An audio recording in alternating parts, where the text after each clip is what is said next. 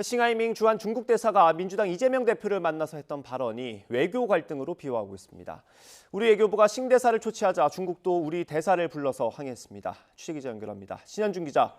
네, 외교부에 나와 있습니다. 네, 주말 사이에 중국이 베이징에 있는 우리 대사를 불러서 문제점을 깊이 반성하라 이렇게 충고했다고요? 네, 중국 외교부가 주중 한국 대사를 불러들인 건 그제, 그러니까 지난주 토요일입니다. 외교부가 싱하이밍 대사를 조치해 우리 정부에 대한 비난 발언을 엄중 경고하자 바로 다음 날 정재호 주중 대사를 불러 항의한 겁니다. 윤석열 정부 들어서 중국이 한국 대사를 초치한 것은 이번이 처음입니다. 중국 외교부에 따르면 이 자리에서 중국 차관보급인 농농 외교부 부장 조리는 정 대사에게 싱 대사가 한국 각계 인사들과 접촉하고 교류하는 것은 그의 업무라며 문제될 게 없다는 반응을 보였습니다. 또 현재 한중 관계의 문제점이 어디에 있는지 되돌아보고 진지하게 대해야 한다면서 한중 수교 공동 성명의 정신을 성실히 준수하라고 언급한 것으로 전해졌습니다. 중국 외교부는 정 대사를 만난 사실을 공개하며 약속하고 만난다는 뜻의 외전이라는 용어를 사용했는데요. 지난해 8월 주중 미일 대사를 초치했을 때 사용한 짜오젠이란 단어보다는 수위가 낮지만 우리의 초치에 해당하는 외교적 항의의 표시입니다. 네, 우리 대사관도 반박 자료를 냈다고요? 네, 중국이 어제 정 대사를 불러 항의한 사실을 공개하자 주중 한국 대사관도 홈페이지를 통해 입장을 밝혔습니다. 정 대사는 농 부장 조리를 만나 주한 중국 대사가 우리나라 야당 대표와의 회동에서 외교 관례에 어긋나는 비상식적이고 도발적이며 사실과 다른 언행을 한 데 대해 심각한 우려를 표하고 엄중한 항의를 전달했다고 밝혔습니다. 아울러 상호 존중과 호혜, 공동 이익을 기반으로 한중 관계가 건강하고 성숙하게 발전하기 위해서는 양측의 공동 노력이 필요하다는 점을 강조했습니다. 또 이를 위해 한중 간 더욱 원활한 소통이 이루어지기를 바란다는 입장도 전했는데요. 중국의 항의에 대해 우리 측도 싱 대사의 발언이 문제가 있다는 사실을 분명히 짚고 넘어간 것입니다.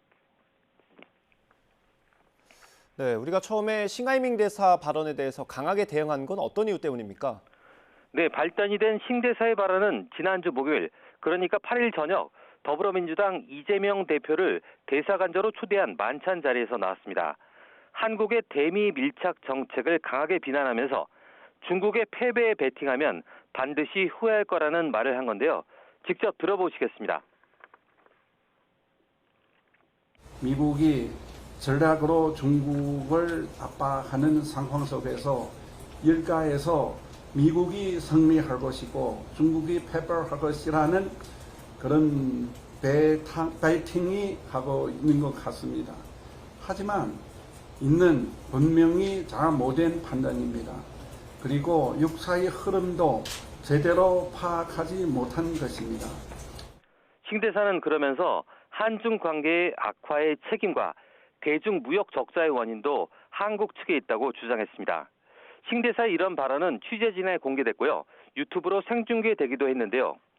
장호진 외교부 1차관은 다음 날 싱 대사를 초치해 외교 관례에 어긋나는 비상식적이고 도발적인 언행을 엄중 경고하고 강력한 유감을 표현했습니다. 특히 싱 대사가 많은 언론 앞에서 사실과 다른 내용과 묵과할 수 없는 표현으로 우리 정부의 정책을 비난했다며 외교 관례에도 어긋나고 내정 간섭에 해당한다고 경고했습니다. 외교사절의 임무를 규정한 비엔나 협약을 보면 외교관은 자신이 주재하는 국가의 내정에 개입하지 않을 의무를 진다고 되어 있습니다. 장 차관은 이어 싱 대사가 외교사절의 본분에서 벗어나지 않도록 처신해야 할 것이며 모든 결과는 본인의 책임이 될 것임을 분명하게 경고했습니다. 네, 이번에 중국의 전랑 외교를 좀 비판하는 목소리도 많던데 이건 어떤 걸 의미합니까? 네, 전랑 외교란 늑대처럼 거친 힘을 대외적으로 과시하겠다는 뜻인데 중국의 맹목적인 애국 영화 전랑에서 유래했습니다. 타이완이나 소수민족 문제와 같이 중국의 핵심 이익에 대해서는 강경한 입장을 고수하는 전략입니다. 싱 대사뿐만 아니라 중국의 외교관들의 발언은 친강 외교부장 취임 이후 더 거칠어지고 있는데요.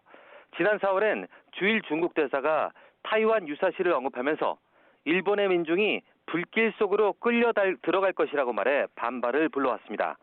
또 같은 달엔 주 필리핀 중국 대사가 타이완 거주 필리핀 노동자를 인질로 잡을 수 있다는 취지의 발언을 해 물의를 빚기도 했습니다.